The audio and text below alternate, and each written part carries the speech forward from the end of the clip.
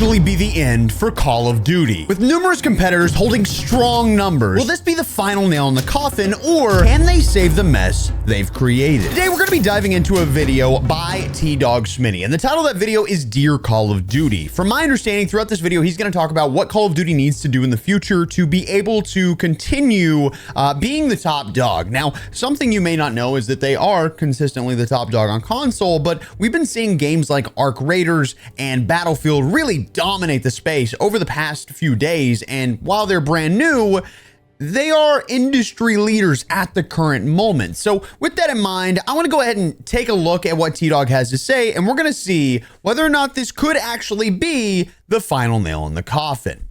Either way, let's go ahead and get this thing started. Dear Call of Duty, it's no secret that people are very, very frustrated with your game. A lot of people are just not playing it, especially when now I'm gonna put it on pause immediately. We need to go back to these numbers right here. We need to kind of have a conversation about this. Now, there's been a lot of information being spread about Steam numbers in Call of Duty, and I am not going to be a COD apologist, but there's also numbers that show that Call of Duty on console has been the absolute top dog month over month over month over month all the time. They stay at the top every single year, and it's because their main audience is on console. So when you see stuff like this that says 24-hour peak for Call of Duty is 44,000, the numbers are super low. You can see that they dwindle on Steam. I think people on PC, specifically people on Steam, really don't like Call of Duty. I think a lot of hate goes into Call of Duty from the players on Steam. They're very outspoken, and so you're going to see these players drop off much quicker than you would the players that play console, because Call of Duty is more of an arcade shooter. It's more of a casual game. And because of that, the casual players being on consoles are going to stick around longer. But the more advanced players, they don't want to put all their time into trying to enjoy this game. So that's why when you look at these Steam numbers, it's not very telling. But on the other side, Battlefield, we've learned, has an audience that's around 70% purchased through Steam, and they're very low on the top console. Well, I say they're way lower than Call of Duty on the top console list.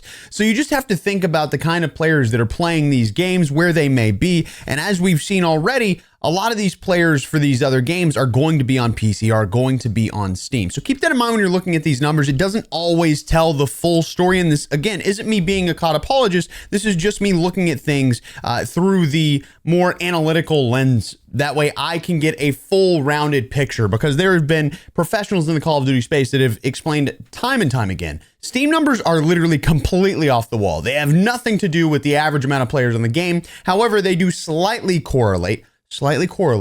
They do not causate or anything like that. Like they don't lead the industry in whether or not this game's going up or down. But for Call of Duty, they slightly correlate with the trends of the players, but that's just like the overtime correlation rather than the day-to-day correlation, especially with like the exact numbers. just not playing it, especially when we have options like Arc Raiders and we have Battlefield 6 And I would love to ask, how are you guys feeling about Arc Raiders? How are you feeling about Battlefield RedSec? I've shared some of my opinions over on Twitter. Hey there, Editor Expel here. You could please subscribe to the channel so we can work our way to 500K. It'd be greatly appreciated. Also, if you're in the market, the Expel Pro Plus, $235, use code Expel at checkout. I love you so much. Let's get back in there. And RedSec specifically, I did a live stream for on my channel, and I personally feel it needs a little bit more polish. There's a few things that feel a little clunky. I don't love that it takes forever for you to set up your settings when you first hop on, and a lot of people are going to say, because they're Battlefield apologists, they are someone that bandwagons the game. I absolutely get it. I absolutely get it. Call of Duty has beat us down and given us COD Stockholm syndrome, but I don't agree with people just bandwagoning something out of hate for Call of Duty, because it never makes any sense. Because when you look at things from like the proper lens and not rose-tinted glasses, you will understand that Battlefield does have a lot more polish that's required, but it is brand new. And I'm not going to be upset about that. It is way better than day one Warzone. Infinitely. But we're also 5 years down the road, so of course it should be. They just put out a brand new BR. There are options to play for the first time in a long time. Absolutely. And you guys have competition. Especially with you know, DMZ dying. We have Arc Raiders that is basically an extraction shooter, and I think it makes a massive difference to have something that's so lively. It has AI that actually makes sense in the game, and we're seeing a lot of storytelling that's going to come out of this game, which leads to better content, which leads to people wanting to build the story themselves and hop in and play the game and live through it. And that's not something you can really do with Call of Duty. Sure, I'm doing hour-long videos, and we're having these conversations in every video. We're doing these cool challenges in Call of Duty, but at some point, in reality, I'm not blind to this. There is less of a story for a Warzone match, even though I can try my best to build it up. There's less of a story in a Warzone match than there's going to be in an extraction shooter, where there are hurdles that you have to pass to get to where you're going, and that final thing at the end of it, when you're trying to extract in some of these, you're trying to get that loot you've worked so hard for, it's just so much more intense, and it's so much more rewarding than just a battle royale win. So just what I'm going to do thoughts. today in this video is I'm going to talk about what I think you need to do leading up to Black Ops 7, during the release, and throughout the year for every single one of these modes that are in the game, so people will return to your game. And by the way, this right here that you're seeing, this is Avalon. This is the brand new Blackout 2.0 or whatever they're calling it map. It looks gorgeous. You can actually take a look at it in some of the maps on Call of Duty Black Ops 6. You can get out of the map. You can go look at the entire map. It's a low polygon render of the map, but it is truly remarkable how much fun this looks. And I'm very nervous because I felt like, yes, it was built for Blackout, but it would have been incredible for Warzone. I'm curious how they're going to do whenever they implement this into Call of Duty, because they tend to give something support for such a short time, and they've built out something beautiful with this map, and it could be incredible or it could be terrible. And that's my nervousness with this new Blackout and Avalon coming. But obviously they've tested Avalon with the, you know, the extraction mode at the end of the game that you're going to have for the co-op campaign. They've got a co-op campaign within Avalon. Like, they have all these things that are going to be happening in it. So I have to imagine they've been testing it for years. Plus, it was in Black Ops 6. It literally was in Black Ops 6. People will fall back in love with Call of Duty, and there'll be positivity in the community once again. My nervousness is just looking at Black Ops 7. This is kind of a lot of my thoughts that I had, is that it is pretty futuristic whenever you compare it to a lot of these games that we've been playing recently. And a lot of people are sick and tired of the futurism that we've had. Like, every game has to be super futuristic. And I know, you know, Treyarch's one of those companies that loves to push that envelope. They want to move forward down that lane of what can we do that's new and fresh, but that requires you to go into the future to build things that cannot be built in a real world scenario. But since it's Call of Duty, I don't think that's the identity that we should be going for. Now, I've said this before, and I'm going to say it right now. I think the identity that we feel when we play Black Ops 7 will be the closest in 5 to 7 years that we have been to Black Ops 2. Gameplay wise, obviously we wall bounce. I realize that's a part of the game, but I'm saying gameplay wise, kill streak wise, gunplay wise, it's as close as we've been to Black Ops 2, the all-time greatest. It is as close as it's been. But I also think that we as players are so sick of what they've done with these games that we're almost not willing to accept how good this game could be if they implement the things that Tdawg's probably about to mention right here. I know it's hard to hear, and I know a lot of people are going to disagree with that, but I promise you, when you look at it from like a sheer like game-to-game standpoint, go play Black Ops 2, go play this, and compare the gunplay in Black Ops 7 to that. Obviously, the weapons are going to be different. There's always going to be different weapons, but like the way it feels, the kill streaks, how lethal those kill streaks are, man, it is close. It really is. Because right now, it doesn't feel like there's anything positive, even if there are great changes. And actually, someone mentioned to me that a lot of Black Ops 7 is just literally, actually, the whole game is just pulling things from different games. They didn't build anything truly new with this game. They've simply brought back old things for this game, which I thought actually was very interesting when it was mentioned to me. So let's get right into the video. Yes, there are 4 categories that we are going to speak on today. Right. Campaign, multiplayer, Warzone, and zombies. And I'll note I probably won't have a ton to say about campaign and zombies, but I'll try my best to share my opinion based on the experience that I have with some of the way past games. But I haven't gotten really into zombies a lot. I haven't gotten into campaign a lot in the recent years. I played a little bit of zombies, but I haven't even played campaign in years, since I think Modern Warfare 2 2022. And we're going to cover it all.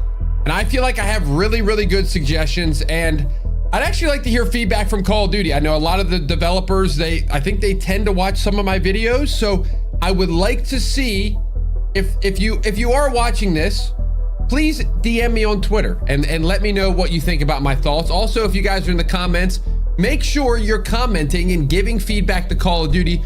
We're going to use this as like a Reddit board, a springboard, a comment section to kind of get these guys, their brains turning. You know what? I do want to say Tdawg's correct about this. These developers, they really do care. And I know a lot of people have a hard time recognizing developers care about the game. But when I got invited out to Call of Duty Next, I remember there were a few people that worked on developing the game. And they called me X. They didn't call me Expel. They called me X, which a lot of people don't do anymore. I had a guy call me Big E the other day in a comment. And that was crazy because, first of all, Expel, people call me X. Pipe calls me X. Every one of my friends have called me X. But the reason I know that he was an OG is because he called me that. Because recently, that's not something people say a lot. So he called me X when he walked out. He's like, "Hey, X," and he explained who he was and stuff like that. And it is crazy because these developers, like, they go into these games with such passion. And I need you to know that there's certain amounts of time where their hands are like behind their back. You know, their hands are completely tied on some of the things that they may want to implement and they know could help the game, but there's just specific timelines that they have to follow for the things that are going on. There's priorities that get set ahead of certain things. And obviously a lot of that comes down to, like, you know, the bundles and stuff, like things of that nature. But, you know, that's a whole other thing. But it was truly an incredible experience. Whenever I got invited out to Call of Duty Next, like, I had multiple, like, lead developers, like people that were at the top, like really making decisions. They came up, they shook my hand, they asked, like, what do you think would help? How do you think we should go with this? And actually, I remember, you know, I had a conversation with one of the guys at BNox for quite a long time. Stood there for 15 minutes just having this conversation about, you know, this is where I think we've gone wrong. This is what I think we need. I said, hey, we need rotating maps. Big map is a drag whenever you have the same map infinitely. And I know that there's some kind of limitation, but good Lord, like, figure it out, man. I can't understand. And he was like, well, I know, you know, from my understanding, there's some kind of limitation with it, but, you know, I'll keep that in mind for the future. Right. And then I was like, look, I don't know what's going on with Vondel. I get there might be like a copyright issue with that, but that was arguably one of the best maps ever. And he was like, well, shit, brother, I actually worked on that map and I wish they'd bring it back too. And I was like, damn, I know, man. I know. That's what I'm saying. The good maps got taken away from us, dude. So it is clear to me that these people, when they're working on the game, they have this passion. They do pay attention to the people that, you know, give them respect, as well as recognize, you know, that there are faults within these games. There's things that go right. There's things that go wrong. And being able to, you know, respectfully critique the game is very important, because when you're just shouting out, this shit sucks, it's not going to help anybody. Why does it suck? Give an explanation. Give, like, an idea you might have to help them, like, get the ball rolling. You know, bounce stuff off the wall. Don't just give them bullshit. It should work this way. It's not going to work. But I want you to know, like, that was one of those experiences where I was like, wow, you know, just being in this situation and walking up and, like, literal leads of studios were coming up and asking questions about my opinion on things before we even played Black Ops 7. They were like, what do you want to see in the future? What can I do that you think would help provide, you know, something for the game? And obviously they won't take everything, because we're all streamers. They have to recognize that we may have things that are more important. But for me, I listen to you guys. You guys are the people that I try and, you know, understand. And so I try to move that information to their hands. So when Tdawg mentions this and he's like, hey, these guys watch my videos, you know, hit me in the DMs, he's 100% correct. Like, these are real things that are happening. These developers care so much, but a lot of what you're seeing is just hands tied behind the back and certain timelines they have to hit. It sucks sometimes. Absolutely. But be a little easier on the developers themselves, because rest assured, they do care. A little bit. Now, obviously, campaign is something that maybe a lot of you guys don't really play very much anymore. And I totally get it. I mean, let's be real. The last couple have not been very good at all. I mean, maybe the last one that was semi-enjoyable or great in general was Cold War. It was like MW19 and Cold War were very good. And then ever since then, it's just been like, okay, these are awful. What the heck happened? Here's what I think. They've made a little bit of a... They've been talking about this, hyping it up, this end mode in the... Okay, it says in-game will feature a 4-player squad co-op experience. You can also play it solo on the Avalon map, where up to 32 players will be in the same match, completing various objectives. Similar to Modern Warfare Zombies, there will be tiered regions that will vary by difficulties. Tiers 1 to 4 will be present on the map during featuring new difficulties that can offer bigger rewards.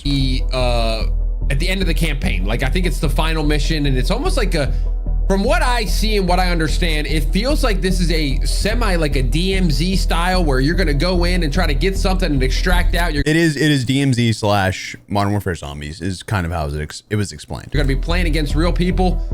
I don't really know how that's gonna work because they really haven't explained how it's gonna work. And to me, if it's something that it's like really important to the end of the campaign, I feel like it needs to be talked about, especially because at COD Next, it sounds like they're going to support it and have like DLC for it. There's going to be like another mission or two after the fact in the same. Yeah, but that's also what they did with Modern Warfare Zombies. Similar style. So I'm not sure why they're not speaking on this, whatever it is. Now, here's where I think they're really making a mistake. Because, and we're going to talk about Battlefield and Arc Raiders a lot in this video. So if I call back to them, just know it has to happen, because that's what people are playing right now. Absolutely. So obviously with Battlefield and Arc Raiders just having a crazy amount of hype, it feels like we're just doing these little dev talks, and it's great. The information's fine, and there's nothing like really bad about them. They're actually pretty good. Most of the time it's good news. But I think the biggest thing that they're really missing out on in campaign is the ability to play it early. Now, if you're maybe new to the franchise, or like maybe... So I don't know if he got the information yet. He may mention it in just a second, but apparently there's been a leak that says that actually the November 14th date is bullshit. Like that's been the leak. That the campaign and zombies are going to come on the 10th. And then on the 17th, you're going to see multiplayer.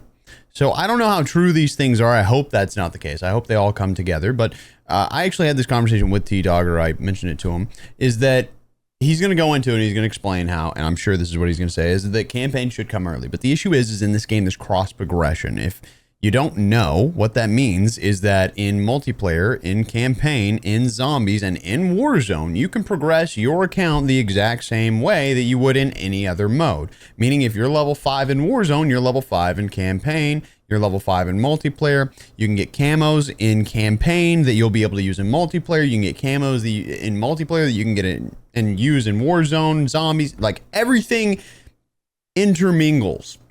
So the issue is, while it makes sense that they should release the campaign early because otherwise no one plays it, they won't, because of that cross progression, in my personal opinion. Now, I'm not saying that's the reason they did it the last year, because that's not how it worked. But I am saying that that's a good excuse that they can use to not release it early. I think it was incredible when they were releasing the campaign early. I thought that was a great thing. Gave everybody an opportunity to play the mode, whenever in reality, you know, maybe you wouldn't have otherwise. I think that was a great thing that they added in, but I don't know that it's something they need to add in this case, because of the cross progression. But again, I think the cross progression, in my personal opinion, a little bit stupid, a little bit dumb. And I'm only saying that because I really believe that Warzone should be standalone. I've said this repeatedly. I said this to the director at Raven. I said, hey, please do it yourself and leave the other studios out of it. And they said to me, well, don't worry. While we're not leaving other studios out of it, everything is going to be, you know, cross mingling and stuff like that. We are very focused on slowing things down and not removing anything that is like focused on identity. Everything we have that comes in the future will be in addition to, not subtractive. So we are not taking away quality of life updates ever again, is what they said. All quality of life updates will be there forever. Things you've come to know and love, it's there. It's sticking with it. We're not going to change it. It's staying there. We are just going to add to what we have to make it better, which I thought was great. So, you know, as long as they're doing that, I'm not even mad whenever there's integrations. So I can't be upset. But at the same time, still believe Warzone should be its own thing because that would speed them up in whatever they wanted to do. You just don't pay attention to campaign. In Modern Warfare 2, maybe the best thing that Infinity Ward did that year. Yeah, that's why I played it, actually, for the record. Was they allowed you, if you pre-ordered the game, to play the campaign a week early. For me, I just think that this is an extremely awesome idea. Now, they did the same thing with Modern Warfare 3, and we'll get into that in a second. But during Modern Warfare 2, there was so much hype around playing this campaign. I streamed it live. A lot of people were. I also want you to know that everybody's videos and streams flopped. Everybody's. No one gives a shit about campaign. When I did it, it was the worst performing video I had posted in over 3 years, to the point where I deleted all the videos, put it all in one. I just rendered it all out as one 10-hour episode and just slammed that bitch out and called it a day. Hands off. Never talked about it again. It's still on my channel. You can go watch it if you want to see the Modern Warfare 2 campaign all in one go. I also dropped all the, the cutscenes. I did that so that everybody had it. But, God almighty, never going to play campaign for videos ever again. I'll tell you that because no one cares. Watching, everybody was talking about it. Everybody was pre-ordering the game because they thought, wow, I want to play the campaign. This is great. And then also, there's another component to that I feel like they're missing. When you boot into the game and you get it on November 14th, everybody goes to their certain section. They go to zombies or Warzone or multiplayer. Wait, sir. We're going to need you in Verdansk. Okay, Dalek? Yeah, we need you in Verdansk. Okay. Most people nowadays do not do the campaign. Actually, you know what? I'm going to pause for a second there. I want to have a conversation. I didn't talk a lot about Call of Duty Next. And the reason why is because, frankly, it wasn't much. I had this conversation whenever I got invited to Call of Duty Next. I sat down and I talked to you guys and I was like, hey, listen, I'm going to do my best to pull from the content to provide extra exclusive content that you guys otherwise would not get. And then they gave us nothing. Call of Duty Next, I'm so sorry to those of you that Activision, felt like a big nothing burger if you were like not interested in multiplayer. But the issue is multiplayer, because we had Black Ops 6, feels like not that much of a progression forward. You know, we got 2 games right in a row that were so similar that it doesn't feel like anything new aside from wall bouncing and changing the way that it looks and feels a little snappier, and like it feels better. Like Black Ops 7 is all the way around better than Black Ops 6. Let me be clear, but it is not anything crazy. And I think a lot of people are going to feel the exact same way. They're going to be like, why am I handing you $60 for a DLC? Like, we're going to see the same exact thing that we saw in the past with some of the other games. But the reason I'm saying this is because my initial plan was to make content that I otherwise wouldn't have made had I not gone to Call of Duty Next. And instead I got like 3 videos out of it, which really sucks. I have like all the footage. I still have I have footage raw that I can make stuff from, but there's nothing there. There's nothing. And it sucks. It sucks so bad because I'm telling you, like, the Warzone map did get an update. I'm sure, you know, before the update comes out, I'm going to show you that footage once again. We're going to talk about the footage. I'm going to break it down, the differences that we saw in that footage. But dude, like, it is crazy because they gave us all this stuff. And then, you know, my big issue that I had with Call of Duty Next is exactly the Dalek situation, where it was like, hey, actually, we're going to need you in Verdansk. And it's like, I said this to the PR at Activision, the creator relations team. And I said, you know, it would be really great if when you bring in these creators, like, give the option, if we're hopping into Warzone, to like do a casuals instead. Because then you can keep Dalek showing and hyping up zombies. You get this dude that's there for this thing, and he gets the whole time on that thing, and he gets to showcase it from the instant it's able to be showcased. Everybody starts in multiplayer. And then once your thing comes, you stick on that thing for the rest of the time, right? If you're a multiplayer guy, feel free to stick on multiplayer. Who cares, dude? Do your thing, right? If you're a zombies guy, stick on zombies. Do your thing. That's great. You move into Warzone, you got casual Warzone. Not a problem. Do your thing, right? So everybody gets their own thing, and then everybody's able to showcase everything. It's not so much about sweating whenever you have casuals. It's more about like hopping in and checking everything out, which is the goal. That's what everybody wants whenever you go to Call of Duty next. So it would have been really nice to be able to have that opportunity, because then you wouldn't have these memes like, we need you on Verdansk. And that's just such a bad look for Call of Duty, because like everything looks like corporate marketing, when in reality, we're trying to bring in these people as casual gamers that watch these creators and want to see like, hey, what should I expect? You know, what's going to be cool? Why is this cool? Like, give that casual audience the casual gameplay that they want to see. I think a lot of people take it way too seriously whenever they go and they're like, I'm going to be the best. And don't get me wrong, it was cool that we were able to win a match of Verdansk against the best players in literally the world. But at the same time, it would have been great to not have the meme of Dalek having to go to Verdansk, which I don't even know if he ever did. So shout out to Dalek for that one. But I don't know, just a thought, just a critique. I'm not like slamming it, because Call of Duty Next truly was. I wish I could explain to you how insane the event was, but it was such an incredible experience, and I'm so thankful that I was, invited. But I do think there's obviously ways that it could be improved in the future, and I think a lot of people felt the same way, especially after the Dalek situation, because that was an instant, like, it was bigger than Next at that point, dude. Unfortunately, I'm still one of those guys that I like to beat the campaign. I like to know the story, because usually the story comes and creeps in on the other modes, and you kind of... That is true. When you hop into the creator calls, they always walk you through the story and how this is, like, how this season is going to intermingle with the story from the campaign and stuff like that. And I'll be honest, every time they mention something, I'm like, I don't know what the you're talking about, big dog. You just saying, what about Makarov and he's gonna have a pistol and he's gonna kill a zombie? What are you saying, sir? So T-Dog's probably right in that aspect. Probably a good idea to know, like, oh, that guy's there and that guy's there. So make these campaigns important again. Make it be like, hey guys, we're gonna release this early, and you'll get access to that end event. And right now, I feel like Call of Duty would be insane not to do this. Now, I know they haven't announced it yet. Now, what my thought for it would be is you shadow drop it. Now, I feel like in today's world, shadow dropping seems to be the best play. Now, with Battlefield, again, we're going to talk about these games a lot. We all kind of knew that they were getting BR because of the leaks and all that, but they never talked about it. They never covered it. They never announced it in season 1.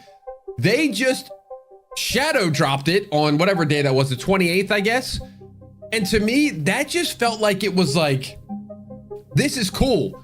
Even though it was semi-expected, it was still like this unexpected feeling of, wow, this is a brand new game and we really don't. To his point, what I will say is, even though I felt that RedSec needed polish, like, I do think that it needs polish. I will continue to say that until it feels less clunky and certain aspects of the game work. Like, we were falling through the map. We were literally unable to set up our settings in certain aspects.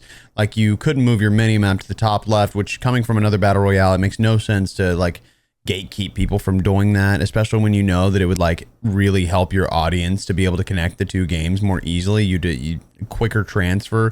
You don't have to force people into the Battlefield realm. Like, it's like going from iPhone to Apple, or going from iPhone to like an Android. The goal is to make it easier to switch between the two devices, because Apple makes it hard as hell to switch between the two. And you don't want to be the Apple when it comes to gaming. You want to be able to pull as many people as you possibly can, especially in a free-to-play product. So, I feel this specific way, but I also think, for what it's worth, for something they did not spend millions of dollars marketing. They did not spend a ton of time like being like, hey, we want you to promote this, you to promote this, you to promote this, you to promote this. They just said, here it is, bitch. What you think, dog? And now it's doing pretty well. I'm not saying it's going to survive forever. Battlefield players, they hate the idea, hate it, of a battle royale. All I see is people bitching saying, we don't need a battle royale. We don't need it. We don't want it.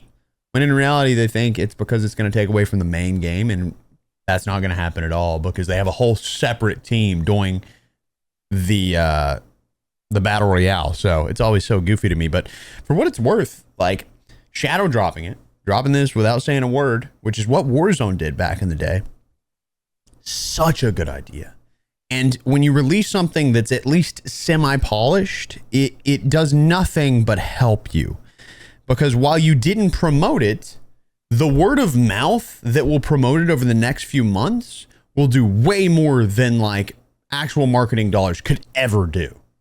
So it's just better to not promote something as being big, badass, dope. This is great. And then it drops and it's like, it was okay. You know? I don't know much about it because there's not a lot of trailers. Under promise, over deliver. Under promise, over deliver. And I think Call of Duty would be just idiotic to not release this early. Shadow drop it a week prior and be like, hey, anybody that pre-ordered the game, you now have access to the campaign. Watch how many people pre-order your game and try to go play that campaign early. Trust me. Now, I know somebody's going to argue back like, hey, the campaigns have been terrible. That's probably why they're avoiding it. There's cross progression. I don't care. He read my tweet.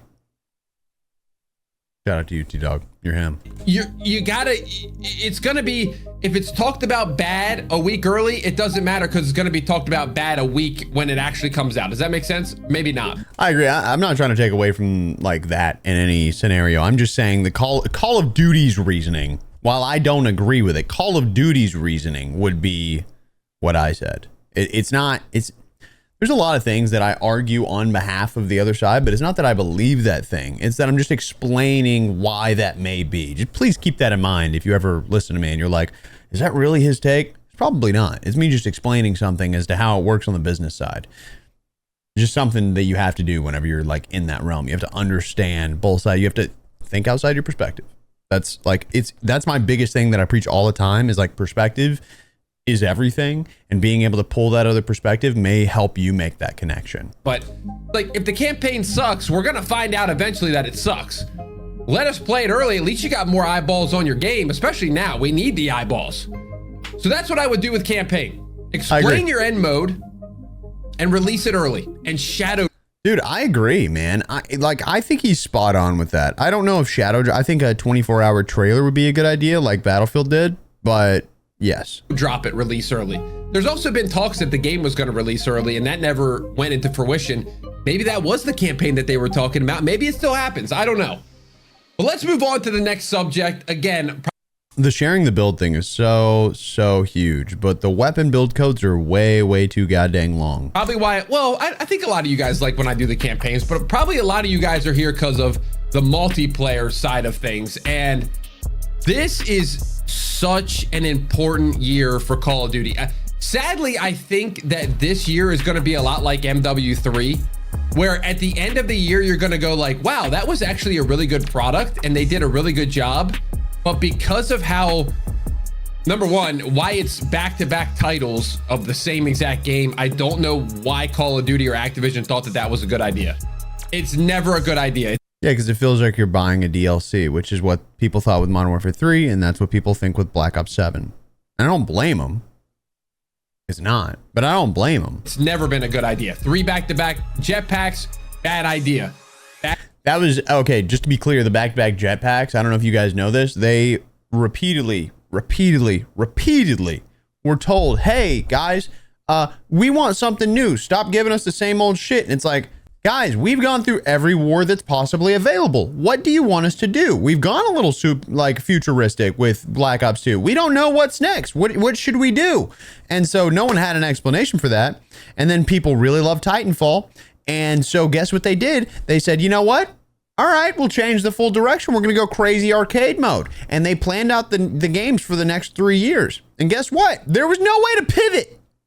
They couldn't pivot off of that because they were already like a certain way through whenever they found out that advanced warfare was not what people wanted, which is why Call of Duty ended up the way that it was. It's not like they just couldn't recognize it. They saw it. They were like, well, shit, out of luck. We're on a timeline. Got to just deal. Hopefully it sells. And Black Ops 3, by the way, truly a remarkable title. wow, like one of my favorite Call of Duties of all time. Advanced Warfare, one of my favorite Call of Duties of all time. And if they weren't Call of Duty games, I think that they would have been arguably some of the best games of all time had it not been under the Call of Duty franchise. I think for what it was worth, those are really good multiplayers. Bad Modern Warfare results, bad idea. So we are going to need the content to go absolutely insane this year. Now, from like I said earlier, the dev talks, it seems like that's what they're going to be going for. Season 1 apparently is supposed to have the most maps of all time. They're all 6v6. They're not these little gunfight maps.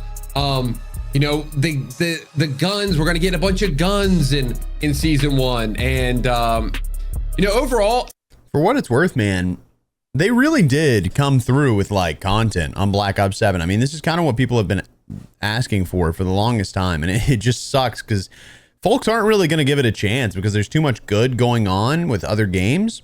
But at the same time, Call of Duty's tainted how the audience feels, and now they're like trying to like pull it back. It's like, guess what, skill-based matchmaking, sorry for manipulating the shit out of you, we're gonna change it up. Okay, don't worry about it, we understand that creators have been telling this truth the entire time, but fuck them. All right, they didn't say shit, it wasn't them. We learned from data, and our data showed us that actually skill-based matchmaking is the best thing on the face of the planet. It's gonna save all gaming forever, and you know what, we're gonna make so much money.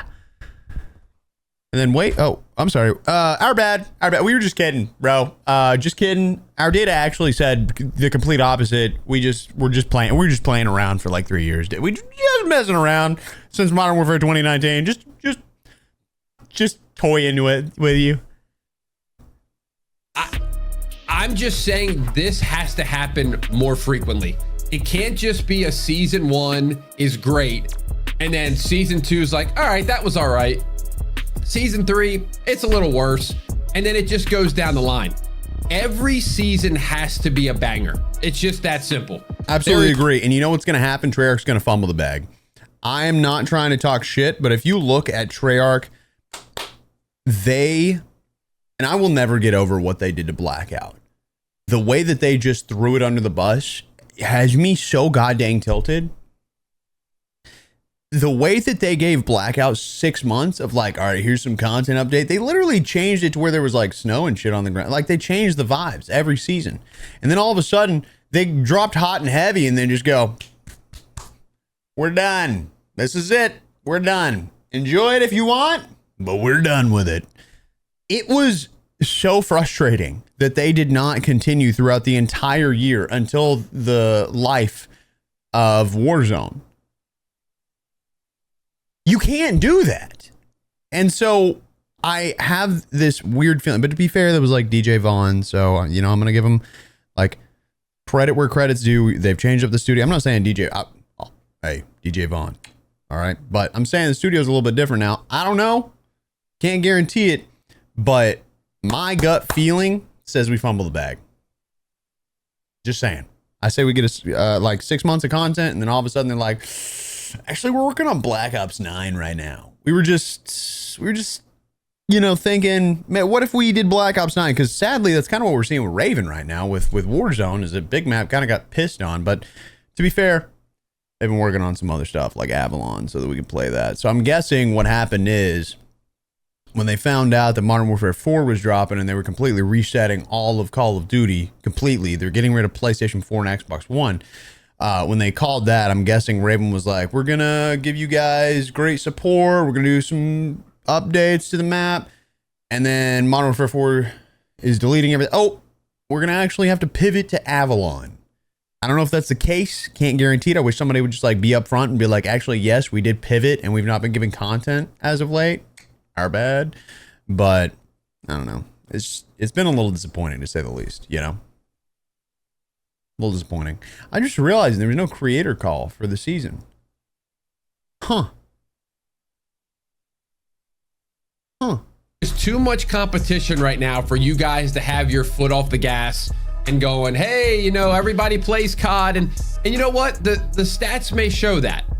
But I'm telling you, I I think this COD HQ is also kind of fudging the numbers a little bit. 100%. It's like, yeah, Call of Duty is still the #1 played game on PlayStation. Yeah, but their COD HQ has 5 games in it. So it's like, yeah, of course 5 games are going to be better than Fortnite or 2K. I'm not sure how true that is, because when you go and you like look at these games, they don't really hold audience like that. So I'm not sure that I would use that. I'm sure they're still on like the most recent games for the most part, and then there's a few thousand on the other games. Like, it's not a large enough number to make that big of a difference. They'd still be like number 2.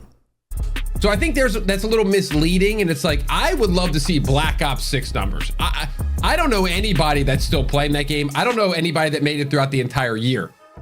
So let's talk about that. I think there needs to be multiple maps given out. I mean, I'd like to see them almost apply, instead of these new season updates, you know, where they come out once a month. Why don't we just get like, okay, season 1 is like what, a month after launch? Why not just give us like a new map every week instead of that season 1 update? It's like, I would rather you just be periodically feeding it in. Like, hey guys, this week we're gonna give you a new map and a new gun or a new whatever, new challenge. Rather than, okay, it's season 1 and you get all this crap at the same time, and then you kind of get like overwhelmed because you're like, okay, I gotta try this, I gotta do this. Okay, I actually disagree with this. Nothing against Tdawg by any means, but I think the problem is that when you think of it that way, like as a creator, right, we're like, all right, we play a lot, you know, we play all the time, so it'd be nice to get spoon-fed this stuff every once in a while. Now I'm asking for bi-weekly or monthly changes, big, like not small, you know, I'm saying big. Like for Warzone, I want some map updates once a month, you know, like get a new superstore or something, right? Like give me something like that. Give me some kind of map change that's going to happen. Something that's kind of a big deal. I'd like to see that once a month. Maybe bi-weekly they change out the ground loot, you know? Like we're seeing some different stuff on ground loot. Stuff like that would be nice.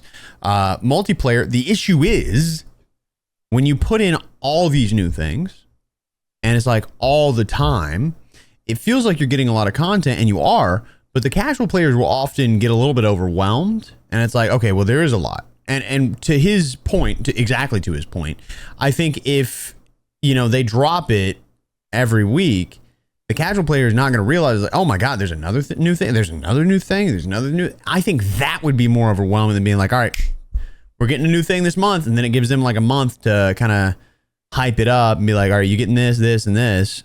And then people like know when to hop on, so everybody can play it on the same day and be on the same like mindset and be on the same page, right? So I don't know. That's a tough call. Clearly, they do it for a reason. Like they probably know that this works a little bit better, but I don't know.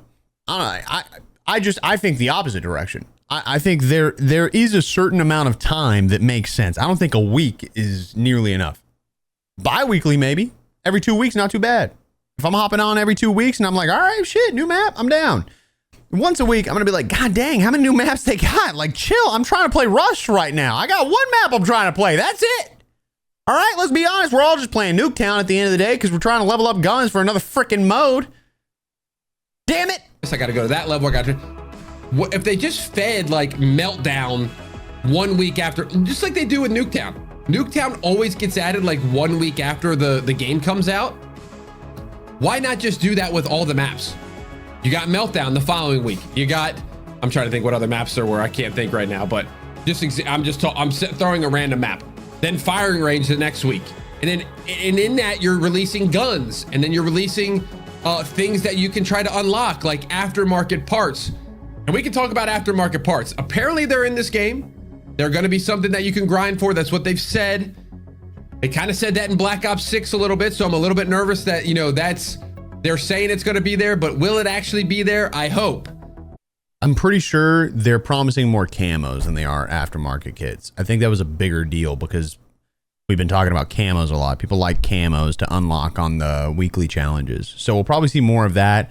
Maybe bi-weekly, maybe once every 3 weeks we'll get aftermarket parts, but I don't think they're going to give us a new attachment that basically turns it into a new gun every like week or 2 weeks or something like that. But if that's the case, Again, giving us something to do and unlock and play that's fresh and exciting. Don't hold any content for your next game. Don't hold any content for season 7.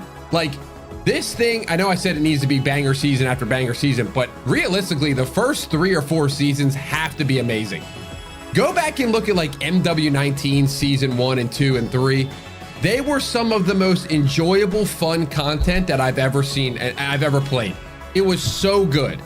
So yeah, but they held the storyline very well. It was all very like connected though. When you look at Modern Warfare 2019, it's a very different like experience than what we've had over the last few years. Everything felt like it worked. You know, Warzone actually had a big storyline, and now the Warzone storyline is so convoluted, it makes no sense. Like, it needs a reset at the end of the day, you know? With all that to say, we need to get a bunch of new content. There needs to be things unlocked. Now, I know that there's camo grinding in this game, and the camos look excellent. I'm so excited. I'm going to be doing a camo grind. First time in I'm not even a camo guy, but I was like, God bless, that looks good. my entire life. I'm going to be doing it, YouTube documenting like it's some sort of, you know, like it's some sort of crazy event, but I've never Like my boy Noisy Butters out here. Look at him. He's turning into Noisy Butters. Lord have mercy. done it before. So I think it'll be fun to do that. And then on top of that, like one thing that I think really struggled in BO6 was the fact that I feel like the meta did not shift very often. And you could prove me wrong, because I felt like when I came back on that game and got that gun, Dark Matter or whatever it was the other day, I actually think the last time we saw metas shifting very quickly was Black Ops 4. I don't remember the last time in multiplayer I heard this meta shifted, this meta shifted, this meta shifted, like they did every week, and it even affected like the CDL and stuff like that. I've not heard that since like Black Ops 4. So I don't know. That's very interesting. it was still people were still taking me out with the PDW. Yeah. And I'm like, no. We have to find a happy medium where these guns get worked around.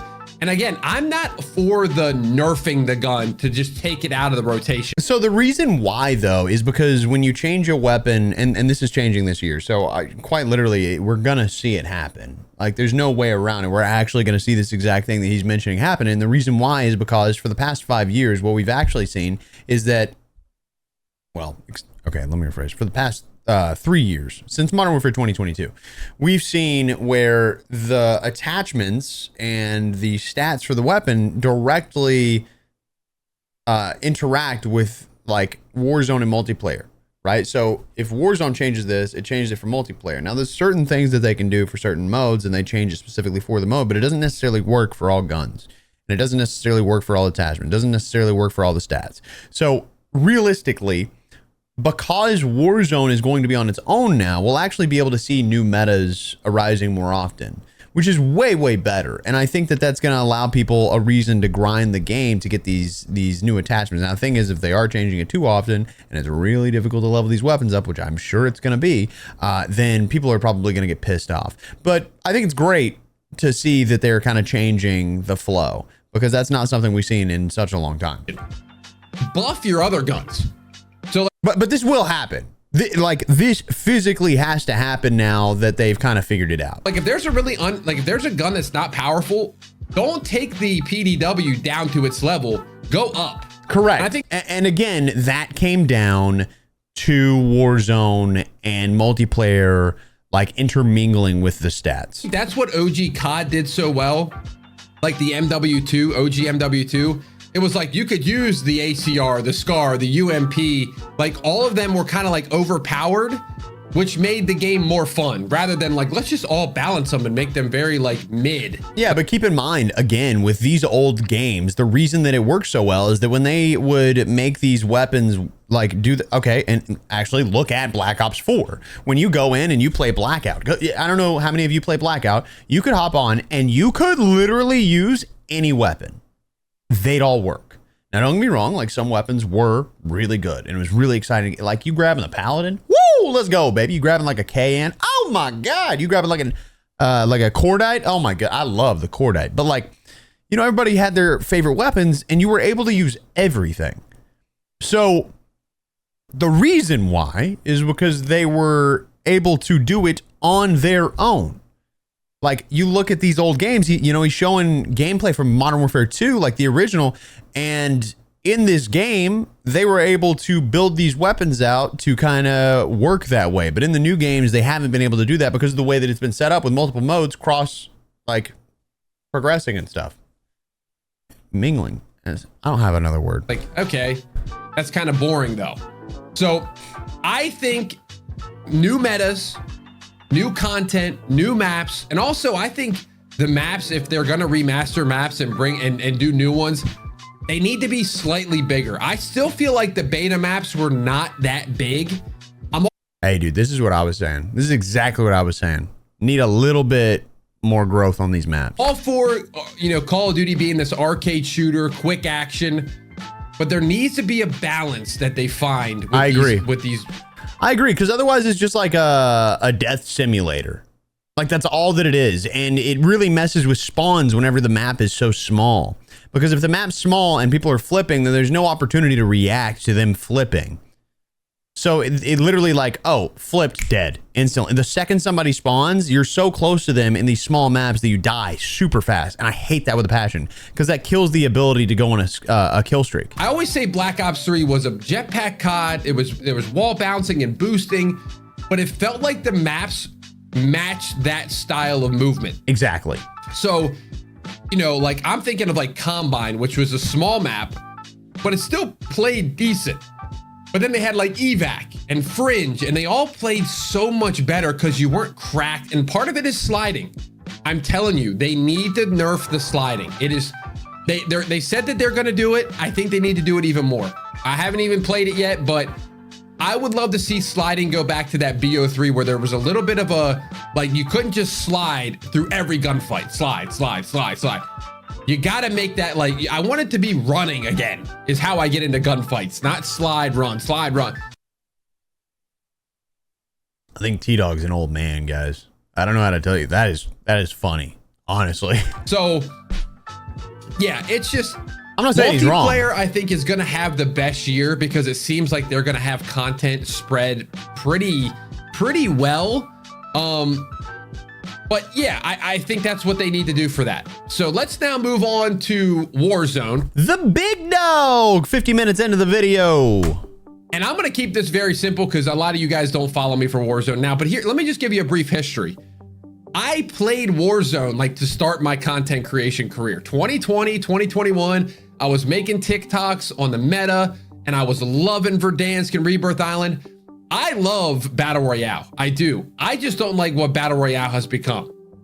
Battle Royale has become, at least Call of Duty, has become how quickly can I get my loadout and then either camp or just go for like 80 kills. And if I die, I get bought back 65 times because it's only $4,000 to buy back.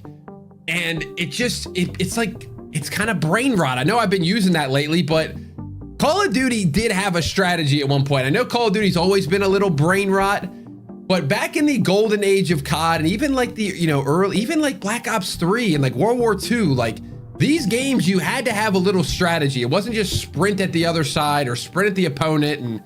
And there was like positioning that mattered. So it still matters. This is, I don't understand what he's saying right now. I think Verdansk is arguably in one of the best places it's been in quite a while. I think obviously it'd be great if we had new content, but when he's sitting here saying like, oh, it's a grab your loadout and camp simulator, that was Verdansk. It's exactly what Verdansk was from day one. That was one of the biggest issues that we had from day one, is that people would fuss about camping and then the TTK wasn't high enough to allow you to react. Ironically, we're in the exact same position right now, but we're literally in a position where Modern Warfare 2019's version of Warzone and this Warzone are stupid similar. Like, don't get me wrong, I'm not loving the meta of like impact grenades or like thermobarics or something like I want to go back to thermites being good, right? Like that's what I would like to see, but in its current standing, to say that, you know, there was a strategy with Warzone, this is the same shit we had in Modern Warfare 2019. I don't know why there's a, like, yes, players themselves have thoroughly progressed and thoroughly gotten better, but this is as close as it's probably going to get to the exact same feeling that we would have in 2019 while playing the match. Now, whether or not people have moved on from that, a little bit different. Not trying to say that we can't progress. I think there's absolutely no issue with continuing through the process and going down and making sure that whatever we're choosing to add in is true to the identity of Warzone. However, I don't know what he means when he says that it's not like it's the same. like almost to the dollar of buying things. Like everything is as close to Warzone 1 as it's going to get. That's an interesting point, to say the least. I think this is what I'm nervous about. They said that they're going to bring back Blackout. It's going to be called like Warzone Blackout. But I am nervous that they're going to do this and it's going to be like not exactly what Blackout was. Now, if you didn't play... It's not. Just to be clear, it will not be Blackout. Blackout, you missed out. Number one, probably the greatest BR map of all time. I think they should just bring that map back. That is insane, comms. No. It absolutely was not the greatest BR map of all time. In reality, there was so much open space on that map. Now, don't get me wrong. I think the areas on the map were good. I think that allowed for some great gunplay. But I think the amount of space there that was just random ass trees and then you just hop in a car and drive around to find players, not going to agree with that in the slightest. I was not a big fan of the Blackout map. I think Verdansk is definitely better. I think a lot of it comes down to the differences in the terrain, and there's not a lot of that whenever it comes to the Blackout map. In fact, if you look at what we're seeing here, look how much of this is just a shitload of trees. Literally 60% of the map is just a shitload of trees. And then you have another like 10% down here that's trees. You have a ton of water where people just boated out in the middle of the open. They added in, the hijacked area up near construction site at one point. And then you just have a ton of open area up at Turbine where it's just all desert. I do not think, objectively speaking, Blackout had the best battle royale map. In fact, I think Al Mazrah was really good. I think it kind of is the middle ground of this. Al Mazrah gave a lot of different options whenever it came to the terrain for which you would fight on. I think that Caldera was actually truly incredible. While it did have peak and had it kind of changed the layout, it would have been better. I think Caldera was probably the prettiest map day one whenever it dropped. Truly, oh my God. I wish they would have improved peak, gotten rid of those planes. Like, there's so many different things that would have changed about Caldera to make that truly like one of the best maps. But man, oh man, I cannot get behind Blackout being the best map by any means. I think Verdansk itself is better than Blackout whenever it comes to a battle royale map. Now, the things that you could do in Blackout that paired with the map did make it incredible as well. Now, being able to like grab your grapple and zip line up and fly with your wingsuit, that was freaking sick. And there was a select few players that actually learned how to do that, grappling into people's vehicles, flying off of construction with your wingsuit. I think it was the mechanics paired with the map that made it good. Because when you look at Al Mazrah, Al Mazrah feels like it's trash whenever you go back and think about how it played, because of how slow your character was forced to play, because of the fact that you literally couldn't see shit because your gun was like having an episode. Like, I don't think, if you actually like look at the way that the map was built, that would make sense. I think a lot of it comes down to the things that were implemented into the gameplay that allowed the map to feel better, if that makes sense. Because actually, in fact, Rivertown sucked. Rivertown was god awful. Like, firing range was just not fun. Array was actually pretty decent. Construction site was so far up to the northwest that it was like almost not good. You had so many circles that would go up there. Estates was very, very separated. There's a lot of just empty space, man. Like, that's how I feel. And the empty space, like, it's just, I don't know, man. I don't love it. I never loved the Blackout map. I'm not going to lie to you. It was just a lot. It was a lot of space, dude. It was a whole lot of space. It was fantastic. There was literally, I don't think I have one negative thing to say about the Blackout map. Perfect color, saturation, looked good. Bunch of POIs that you would recognize, like Firing Range and Nuketown and Hijacked. And so that is one thing that I think will sway opinions, though. What he's saying about there being great POIs. The POIs felt great because we knew them already. Like the Asylum we knew from Zombies. That was from Verdansk. We had Firing Range from multiplayer. We had Array from Black Ops 1 multiplayer. Same with Firing Range. Rivertown, I don't think. Fracking Town, I don't think. Cargo Docks was, I think, from Black Ops 2. Nuketown from every game ever. I'm not sure about Factory Turbine. Lighthouse was literally from Zombies. Train Station, I think, was from something. Estates, obviously from multiplayer. Like, there were a lot of things that came from games that we had already played, which allowed us to memorize it very easy, and it made it more memorable than what we saw with something like Urzikstan, because Urzikstan should have been a good map. Like, all around, it was pretty good when it came to the terrain that you fought in, but in reality, it kind of sucked because you didn't feel anything. I'm going Lowtown. I'm going Hightown. I'm going Docks. Like, who cares at that point, right? But, you know, with Blackout, you get that feeling because of the POIs that you have. So while I think the map itself may not have been perfect, I do think the POIs add a lot into it. You know, they had like Array in there, I think, from BO1. So just an amazing map. And what they did so well, don't get me wrong, there's a couple things that were bad in that game. I'm not going to say they were perfect, but they did it so well where you had to find a gun and you had to like upgrade it. You just didn't go to a buy station and buy your loadout 30 seconds into the game. You know, now Warzone has these areas where it's like a gold area where you can get $10,000 in 5 seconds and you have your loadout in the first literally minute of the game. Yeah, that's what Warzone always was, though. Like, that's how Warzone was built from day one. The goal was to get people into Call of Duty.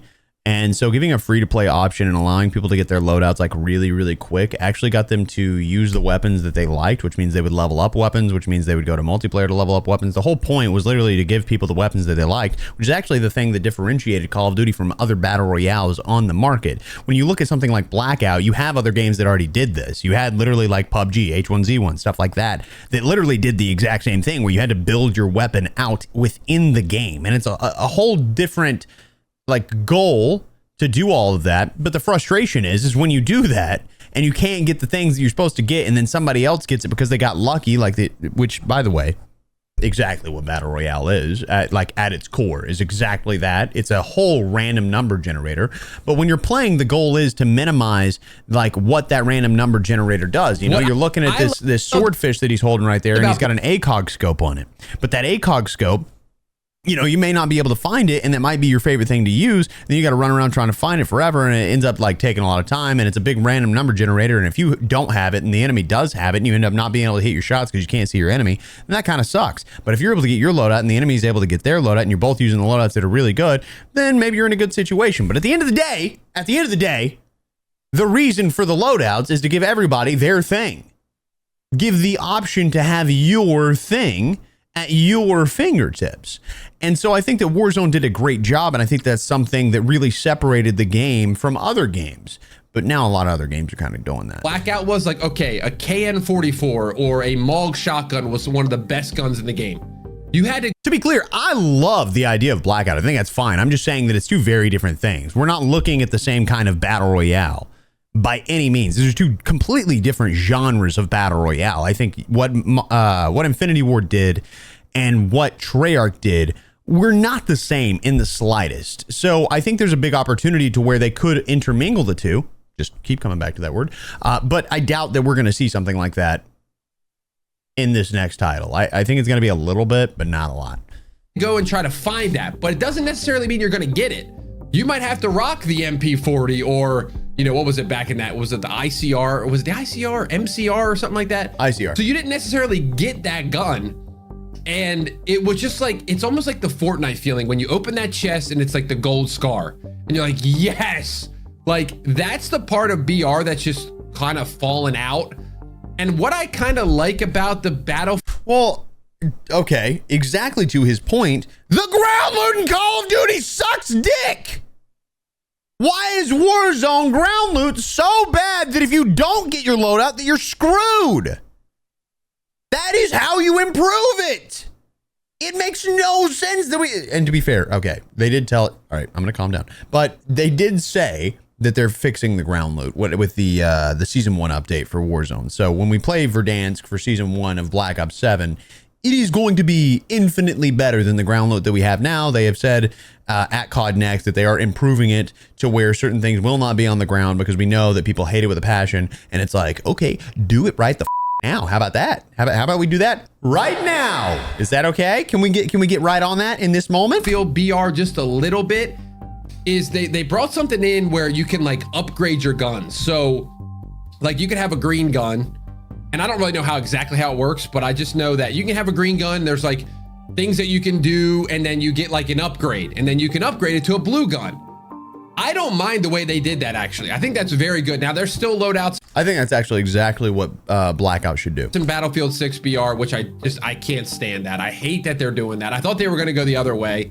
So anyway, let's just go to zombies. And I got a few more things at the end that I really need to talk about that are very important. So zombies, I'm just going to keep this simple because you guys know me. I'm not a big zombies guy. But I was at one point, and you guys know what it was. It was because it was the classic zombies. It was the pistol. It was the urgency. It was the point system. It was trying to get to the power to unlock everything, and then you get your perks. Now, from what I hear, that new mode where it's going to be semi like that is locked behind an Easter egg, but I think if one person in the world does the Easter egg, it unlocks for everybody. Just have it at launch.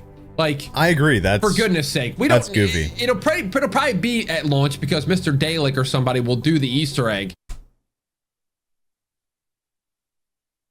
What did he call him?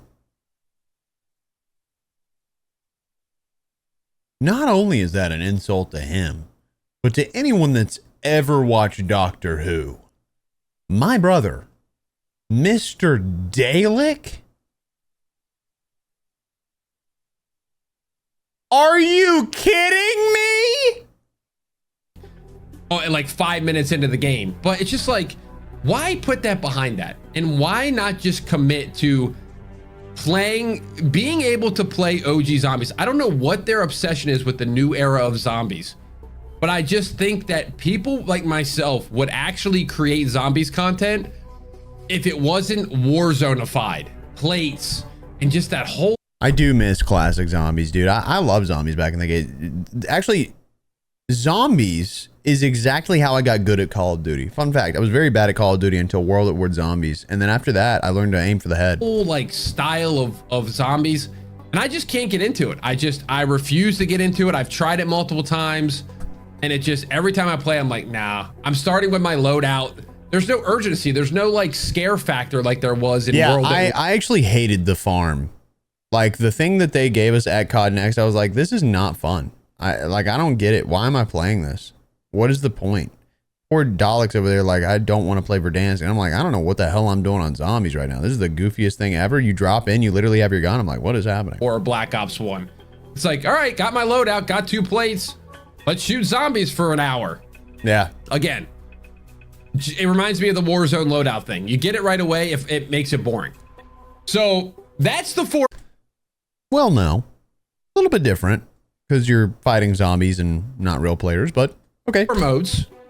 Now, overall, there's still the 2 or 3 things here at the end that I think are probably more important than any of this stuff, to be honest. Number 1, we're going to talk about skill-based matchmaking just shortly here. Yep. As you all know, they've removed it or made it less strict and more like connection-based. You have to keep it. You got to keep it throughout the whole year. I'm worried that they're going to scam us and they're going to be like, no, it's the same. And it's like clearly getting like way more difficult. That's my nervousness. And you can't rug pull this thing, okay? I also think they need to add it into Warzone because right now it's impossible to get matches in Warzone. It's because there's just not enough players playing it, dude. And so when they're forcing us into like lobbies based on skill, it takes forever, and no one wants to sit around for 10 minutes to find a match of Warzone. Duty. I know Infinity Ward is making your next game. They like to do whatever the heck they want to do. You gotta keep this system in place. Okay, this is what Call of Duty is all about. By the way, it was people at Infinity Ward that gave like that forced skill-based matchmaking. My God, when I heard about all this, I was like, yep, exactly as I thought. About the variety. You play a sweaty team, you play a couple bots, the bots get beat up, they want to get better. Sometimes they do fine because they're on a team with a really good player, and it creates the variety. Multiplayer needs variety. Not everybody wants to continue to be a 1.0 KD going 75 to 74 in team deathmatch. It's not fun. And you're making it like a simulation. And we want to have fun. So SBMM, do not get rid of it. Or I'm sorry, get rid of it. Don't bring it back, and don't bring it back in future titles. Let this be the base. Shout out for Treyarch for pushing for it. And next up is the anti-cheat. I think personally, this is the very important. Now, I feel like I have seen Battlefield do a phenomenal job. I don't know if it's just because there's a lot of battle dads out there, no offense, but like I haven't seen anybody complain about hackers, and I haven't seen anybody complain about hackers in their BR, which is free. There's also not kill cams. Same situation as Call of Duty. Now, is that because of this new FTP thing that you have had to install on your PC in Call of Duty? There's not kill cams. There's no way for anyone to know if people are cheating unless it's like outrageously blatant aimbot hacking and they're just hitting headshots on headshots on headshots on headshots on headshots. In Battlefield, hopefully that helps. I know Battlefield has done a good job of Chronuses are detected now.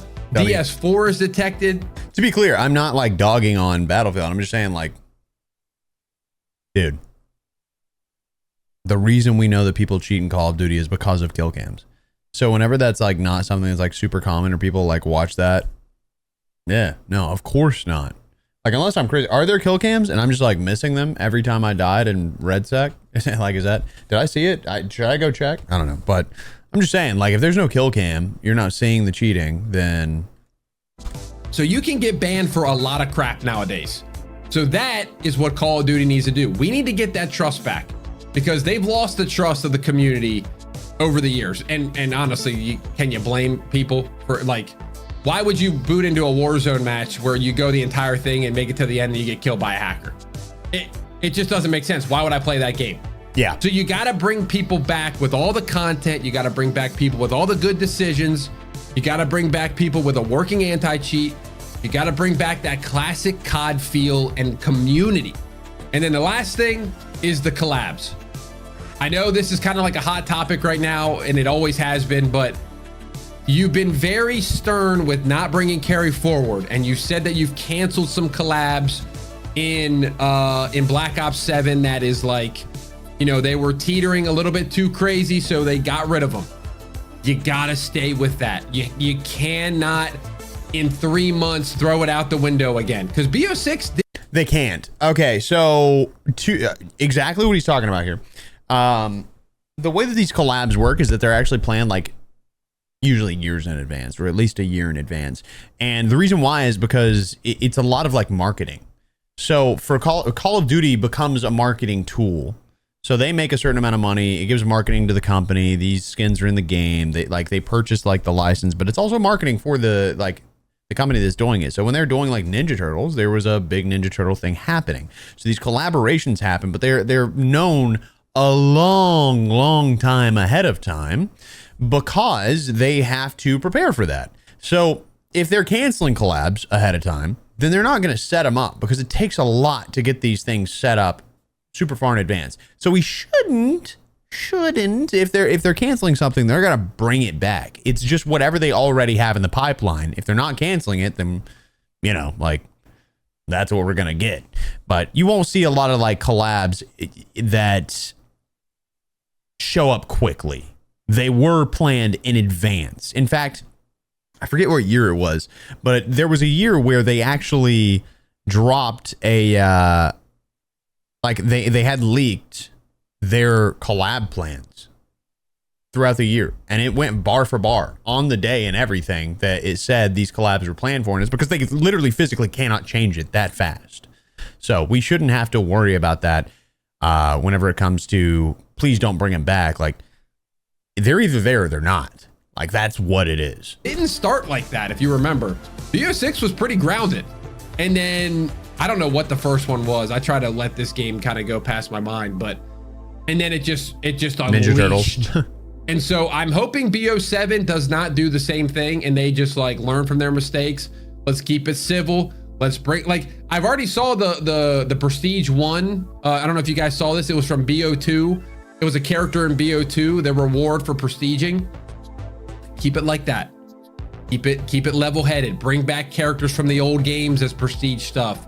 Give us some goddamn ghillie suits, brother. I'm sick of this shit. Give me some ghillie suits that actually work as ghillie suits.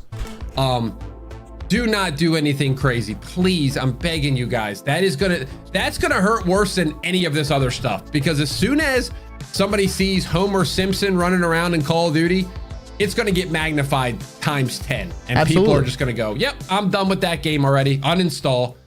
So with all that to say, guys, that is my rant to Call of Duty. Right before we're entering into Black Ops 7, like I said, Call of Duty content has been completely down bad. It is, yeah, no, don't get me wrong, but I also think a lot of content creators are focused on making content like that is news-based and like, oh, look what's new. Check out this new thing. Oh, we got another new gun. We got this. A lot of these content creators, my God, they do not understand the idea of evergreen content. So whenever the time comes that it's like, all right, you know, it's the end of the year. I didn't plan for the idea that there wouldn't be content around this time, so I'm not able to make videos. Okay, you should have planned for this. Your content should have flowed throughout the year, and you should have been getting views from older videos during this time. Why did you not make evergreen content throughout the year? So, yeah, I always think it's very goofy when people are like, it's that time of the year again. It's really bad. I can't afford to pay my rent. It's like, brother, you didn't plan for this shit? You're a content creator that's been doing this for years. You didn't plan for it this year? What are you doing? Anywho, I just think we don't have room to bitch at the end of the day. You know, we can make it work. We play video games for a living, you know? But either way, I think T-Dawg had a lot of great points. I may not agree with everything T-Dawg says, but I freaking love the dude. I think he's incredible. I think he's a very intelligent guy. I think, obviously, I collaborated with him recently. He asked me to come on for some trivia, but I think, you know, it's okay to have clashing opinions on certain things. At the end of the day, I think everybody has a different thing that they want whenever it comes to Warzone, campaign, multiplayer, stuff like that. And I think there's a lot of navigation that has to happen by the developers of these games to figure out what's going to be the best thing. Clearly, we're getting a little bit closer and a little bit closer as these years goes on. I don't know what's going to happen, dude. I hope that Call of Duty really, like, you know, sticks to their guns, focuses on the identity that is Call of Duty. Obviously, at the end of the day, it's an arcade shooter. You know, that's how it's built. It's more of an arcade shooter than Battlefield will ever be. But I don't think that means we have to go super cartoony with certain things. I also don't think that, you know, that means that every single year when a new game drops, we have to change to the identity of that game or whatever. I think what we've got going on with Verdansk right now is really good. I hope that they continue to progress forward with Verdansk. I hope that they put a lot of work into it. I hope that when Avalon drops, it's actually decent. I hope that they don't make it goofy as all hell. I hope that the campaign does drop early for the sake of what T-Dawg's saying, because I think that would make a lot of sense. And when it comes to zombies, I don't know, because I don't play zombies. But either way, I appreciate the hell out of you guys. I hope you have an incredible remainder of your day. Subscribe to the channel, grab yourself a controller, go to expel.gg if you're in the market for a controller. We got the Expel Pro Plus. This thing is incredible. It's got 4 paddles on the back. Triggers go like this, and then they get clicky. Isn't that great? And then obviously digital buttons across the board. It's freaking sick. You should check it out. Go to expel.gg if you want to learn more, and I will see you in the next one. Goodbye.